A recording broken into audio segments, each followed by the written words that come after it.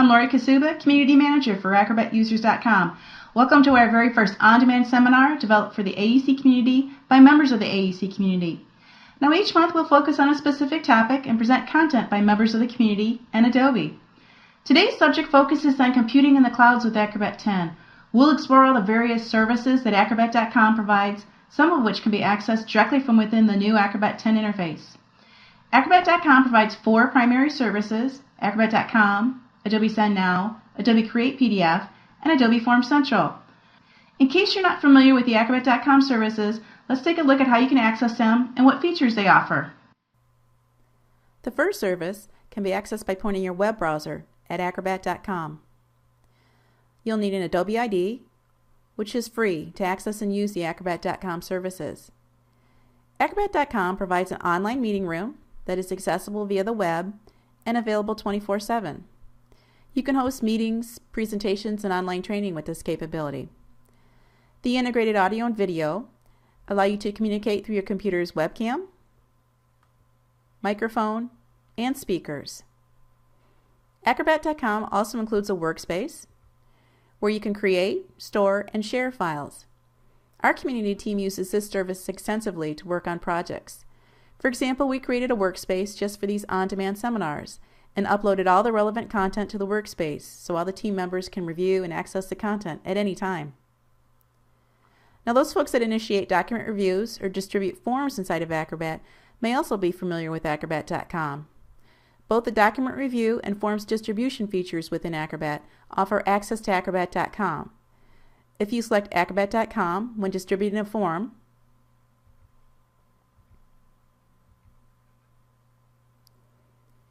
your recipients will receive a secure link to your form that they can fill out with Acrobat or Adobe Reader. Their return responses are encrypted on your hard drive, and you can track which recipients have responded and when. If you select Acrobat.com during the shared review process, again, your recipients will receive a secure link to your file. Reviewers can use Acrobat 9 or Reader 9 or later to make their comments.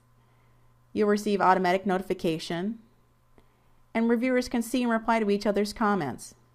And again, you can also track which reviewers have responded and when. There are 3 pricing levels with Acrobat.com: Free, Basic, and Plus. So please be sure to check out the pricing tab on Acrobat.com for specific details. The second Acrobat.com service, Adobe Send Now, is also one that the community team uses quite frequently. Adobe Send Now can be accessed by pointing your web browser directly at sendnow.acrobat.com or by using one of the links on the Acrobat.com welcome page. Again, you log in using your Adobe Id. Adobe Send Now allows you to send large files anywhere without having to use email or an FTP server. You can get delivery confirmation and email receipts of each download, as well as set access and time limits on how long the files will be available.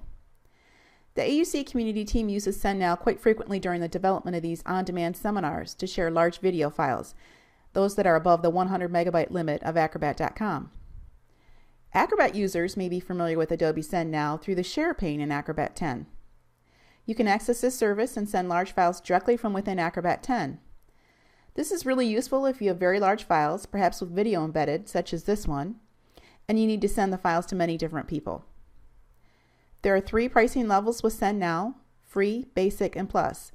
So please be sure to check out the pricing tab on sendnow.acrobat.com for specific details. The third service, Adobe Create Pdf, can be accessed by pointing your web browser to createpdf.acrobat.com or by using one of the links on the Acrobat.com welcome page. Again, you log in using your Adobe Id, which I've already done.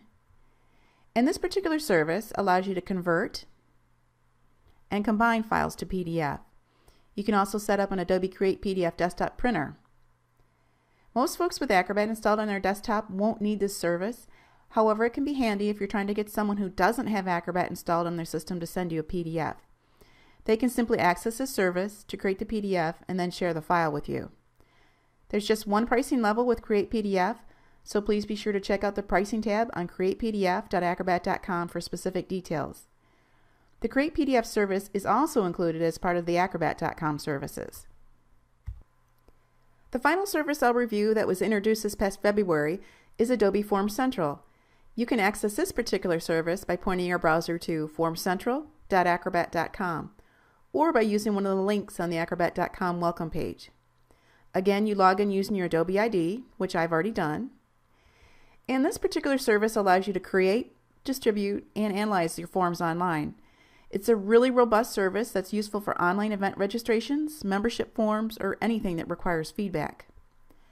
Now, users of Acrobat 10 may recognize this service when they use the File, Create, PDF form, or Online form. When you select the Online form option, it'll take you directly to Adobe Form Central to create your form online. Now, there are 3 pricing levels to Adobe Form Central: Free, Basic, and Plus. So please be sure to check out the pricing tab on adobeformcentral.acrobat.com for specific details. So now that you've seen most of the acrobat.com services that are currently available, I'd like to turn things over to Rebecca Staley, a marketing specialist on the Acrobat Solutions team, for a bit of background on what computing in the cloud means and how you can benefit from these services. Rebecca, over to you. So this month on the AUC, we're talking about cloud computing. But what do we mean when we say that we have services available in the cloud? What does it mean to put your work up there and to do your work up there? Let's take a few minutes and just do a quick question and answer on the basics of cloud computing and why Adobe offers services online as well as on the desktop. So a lot of different people have a lot of different explanations of the cloud, but if you just take an essential, very watered down definition, you can think about the cloud as all of the resources or applications, programs, materials, or services that exist on the web. Taken in context, these resources then aren't tied to any particular physical machine or physical hard drive, but they are rather accessible from any network-connected device. So that might be a computer, that might be a tablet, it might be a smartphone. All of these things can access the internet and therefore can access the cloud. One of the great benefits of working in the cloud that makes the prospect so attractive is just the fluidity and the accessibility and the security of storing your documents and your information there. Since you're not tied to a physical device, if your hard drive crashes or if you leave your laptop at home when you have important documents for a meeting that you're supposed to run, you don't need to worry that these documents are unavailable to you. As long as you have a device that can get you access to the internet and allows you to navigate to a place where you've stored your files, then you always have access to them. For example, whenever you copy information from a website, or if you are using Google Maps on your phone, if you're lost in the middle of a strange city, or if you are tapping into your calendar from a tablet that syncs up with your desktop computer, then you're taking advantage of the ubiquity of the cloud and the information that you've put there. Well, you may be familiar with some of the tried and true desktop software available from Adobe. Obviously, Adobe Acrobat, Adobe Photoshop, all of these things that come in boxes and you can install to your computer. But there are also a series of online services available from Adobe that provide really intuitive, simple interfaces for working in the cloud and for storing your documents there. You can create documents up there, you can host web conferences from multiple locations, or you can even create and distribute an HTML form, all from within the cloud, from any device you choose. Some of these services are designed to work with Acrobat or some of the Creative Suite software, but that doesn't mean that you need to have one to use the other. You're perfectly welcome to use the services regardless of whether or not you also have Acrobat. In some cases, you might find that the two together provide a really helpful workflow for you, but you can use the services without ever crossing wires with any of the stuff that you use on the desktop. To get started using all these cool services, the only thing you need is an Adobe ID. You use this ID to sign into each of the services so that you and only you, or those who you choose, have access to the documents that you store there, to the documents that you create there, and to keep all of your account information under one common umbrella. Your Adobe ID is usually your email address. It's free to create. You don't need any special information. We don't really need much information from you, so it only takes a minute to create it. So if you want to get started, just go to acrobat.com. It's the easiest of the services to remember, or you could just go to adobe.com and create your free account from there. If you have any questions that we didn't cover here, whether or not they're basic or super complex, you can post them to the forum at the Acrobat user community or on the acrobat.com forum hosted by Adobe at forums.adobe.com. You can also send a question to acrobat.com_feedback@adobe.com, and that'll get in front of the team. Thanks! Thanks, Rebecca. Now let's turn things over to Ali for an interview with Rick Treitman, Director of Acrobat.com Services, for more background on computing in the clouds. I'm Ali Hunyololu from the Acrobat Solutions team at Adobe, and joining me this time is Rick Treitman, Director of Product Management for Acrobat.com at Adobe. Hey Rick, thanks for joining me. Pleasure to be here. So I wanted to ask you a question off the bat, which is around this shift that's happening in the workplace. We're moving from working on a single desktop to dealing with enterprise class servers to now working in the cloud. Why are we seeing this shift, and why is it so important? So we're seeing this shift in part because we can.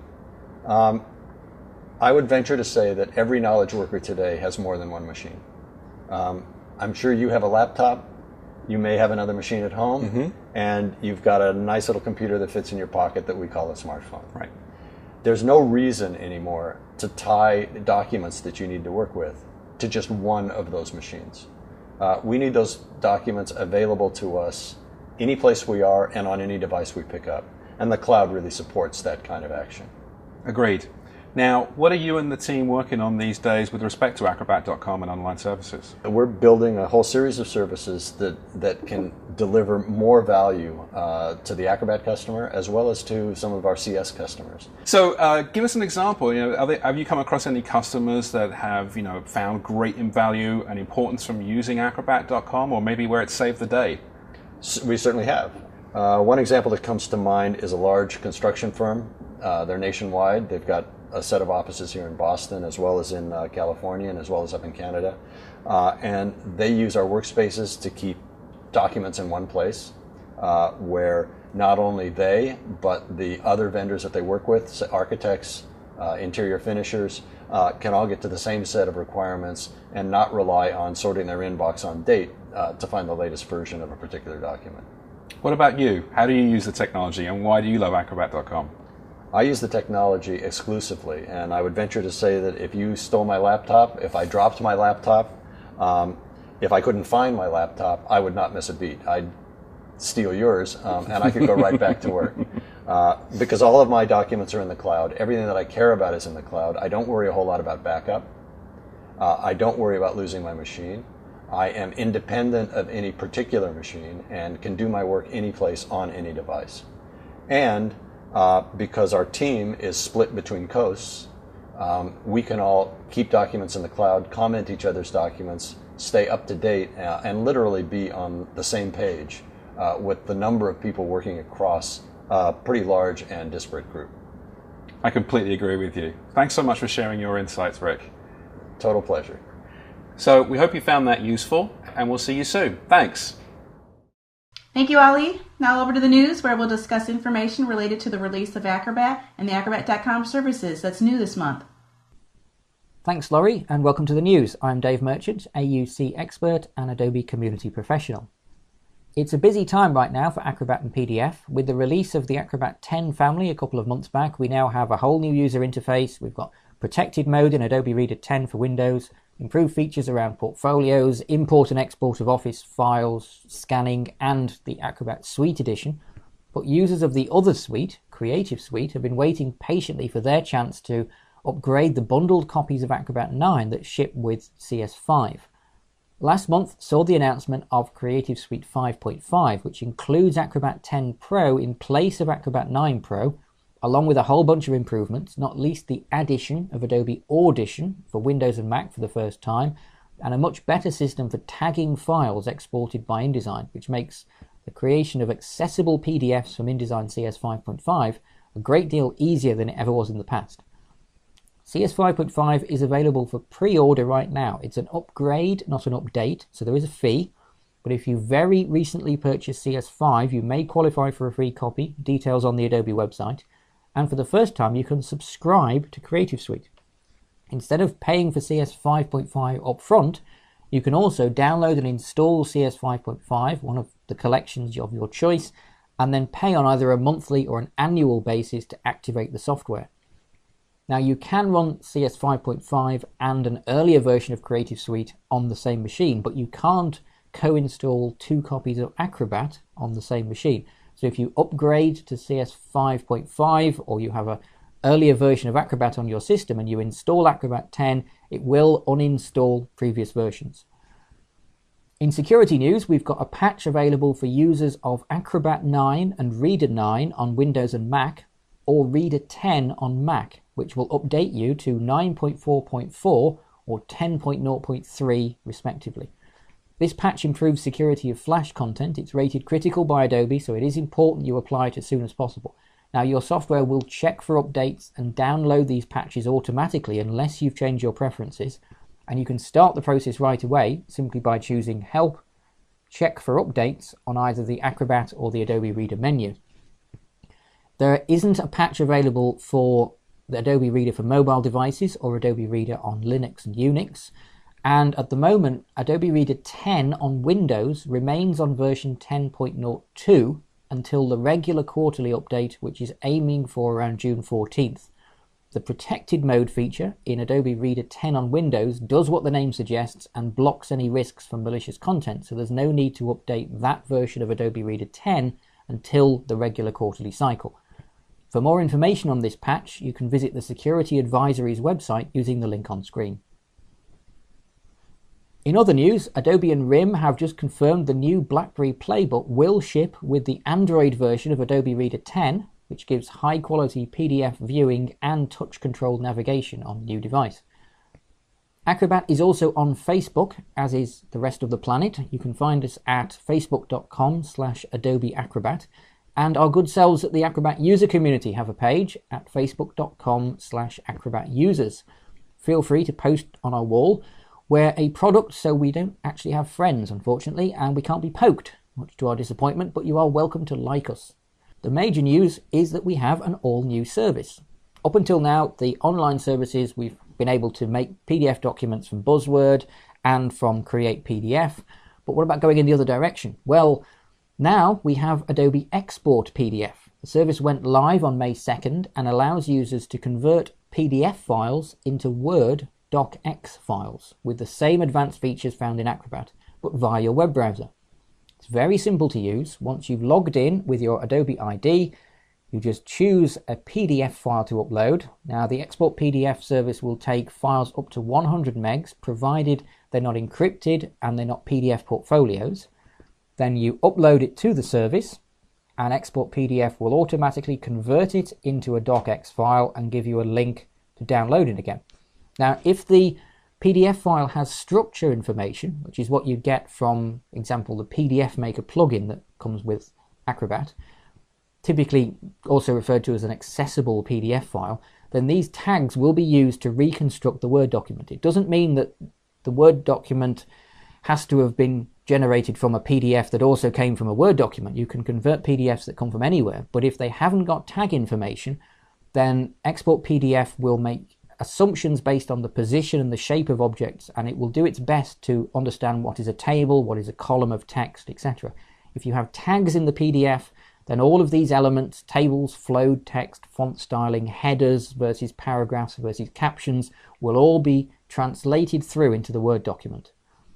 Now, the good news is you can even use it on scans. If you send a scanned PDF file to Export PDF, the service has the same optical character recognition system found in Acrobat.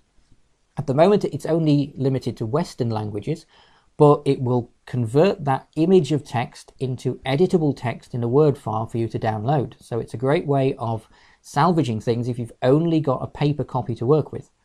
Now the best bit, an Export PDF subscription is $19.99, which allows unlimited conversions, and that's $19.99 a year, not a month. Now that's good value for money, I think, in anyone's book, and you can try it on a single document for free. Just visit exportpdf.acrobat.com, either log in with an existing Adobe ID or register a new Adobe ID for free. All you need is an email address. Now that's it for the news this month, though you will want to come back next time for some even more important announcements. This episode is all about working in the cloud, and on the forums we see a lot of questions about how these services work behind the scenes that aren't necessarily covered in the FAQs. So to answer some of them, I'm joined by Rebecca Staley from inside the Adobe HQ in San Jose. Hi Rebecca, thanks for joining us. Hi Dave, thanks for having me. So first off, where are the Acrobat.com servers based, and how does that affect things like upload of confidential information? The Acrobat.com servers are based in the United States. So if you're one of our users over in the EU, you're going to have to consider whether or not using Acrobat.com would be a breach of the Safe Harbor Agreement. And that's something that you're going to want to check with your specific institution or organization about. So if I subscribe to one of the Acrobat.com services and my subscription ends, what happens to the files? Can I get them back by paying again, or am I locked out forever? No, your files are never lost forever unless you explicitly delete something from a workspace or from your organizer. And even then, if you know the right people, you can probably do some digging to get it back. Don't quote me on that. But when your subscription ends, your workspaces are suspended. And so you can still have access to those files. You know, you're never cut off from access from your own documents, so you can download them or you can move them out of your shared workspace. You just can't add files to a workspace, and you can't manipulate any files in there. For example, create a PDF out of one of your documents there. But as soon as you resubscribe, those workspaces are opened right back up again and things run normally. One thing we're often asked is, can you transfer a file to Acrobat.com from a URL, another website, or do you have to upload it directly from your computer? No, it's only possible to upload files if you've got them stored on your computer. So if you want to send somebody a file that you found on another website, you'd have to download that file from the other website first and then re-upload it to Acrobat.com or Send Now to share it. Okay. Now, on the subject of moving files backwards and forwards, can people use the Create PDF service on their desktop as a virtual printer, or do they have to send files to the website to get them converted? Yes, you can. That's a great question. So Create PDF is a web-based service, which means that it runs online. And it's constrained to certain file types there. So if you want to convert a certain kind of file, you have to make sure that it's on our supported file types list. But if you're a Windows user, there's also something available called the Adobe Create PDF desktop printer. It's a mouthful. But if you download it to your desktop, again, only for Windows, sorry, then you can print to PDF from any program that allows you to print. So if you have a specialized file type that we don't support, you can download that desktop printer and just print your files to PDF. It's a simple installation process. That's great. Another question we get, are there any plans to link Form Central into something like the Acrobat Tracker so users can be alerted automatically when new responses are posted to their forms? So this is a hot topic, there are plans to add notifications of Form Central. We understand how important this is, so you don't have to be going back in and checking the server every couple of minutes for new responses, but they're probably not going to be hooked up to the Acrobat Tracker because that's a different beast altogether. Acrobat and Form Central, they serve different purposes and the forms are different in either place. So what we're probably going to end up doing is creating email notifications, and that's the best way that we can get in touch with you as a Form Central user from the server to your inbox. So that's coming almost immediately. We're so excited to get that in because we know how important it is for people to have notifications. That's great. I will be looking forward to it. Does Form Central support digital signatures so people can sign the documents that they're filling in? Now, we get asked this a lot, the digital signatures question, and we know how important it is for people's form-filling workflow to have digital signatures. So we're hard at work on it. At the moment, they're not available, but do stay tuned because we're working on it. Okay. Another question we often get asked is, can someone create Adobe IDs for their employees and manage them centrally, or do employees have to create their own Adobe IDs? Each Adobe ID is tied to a specific email address, so it's not possible to manage an account without access to that email address. We take privacy and proprietary restrictions really seriously at Acrobat.com, so we do recommend that each ID be managed by whoever owns the email address with which it's associated. As of right now, we don't have a central management system for account managers or anything like that. Okay, and one question that comes up a lot, if you're using the Acrobat.com services for a business, then can you apply branding, for example, to put company logos on or change the color scheme? It depends on the service. We're aware that using Acrobat.com services for your work and for your business may mean sharing documents with clients or customers or partners. And to that end, we know that it's really important to have your brand as a major presence in your workspace. It's not necessarily possible right now with Acrobat.com, but we do have that coming down the pipeline, both for Acrobat.com and for SendNow. Those are both products that will be available for a branded, personalized experience in the very near future. Right now, we do have image support and a very high level of customization support in Form Central. So if you're using Adobe Form Central to create forms for, a survey for your customers or something like that, then you can definitely upload your logo and tweak the form to look, like it falls in line with your imagery and your branding of your particular business. That's great. I'm sure folks will be looking forward to that. I certainly will. All of this talk of services is fine, but do the people in Adobe also use these services themselves? Oh, yeah, especially on the Acrobat team.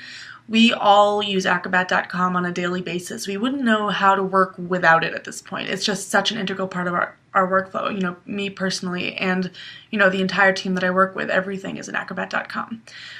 Actually, while we're on the subject, I have with me one of the designers for Form Central, Peter Baird. He's over in Boston, and he's agreed to come talk with us a little bit about how he uses Acrobat.com and to give us a little insight into Form Central and how it works for him. So, if we're ready, then Peter, why don't you introduce yourself and tell us, what's your favorite feature of Form Central? Hello, my name is Peter Baird. I am a designer for Adobe Form Central, which is a member of the Acrobat.com family. My favorite feature of Acrobat.com would have to be Form Central.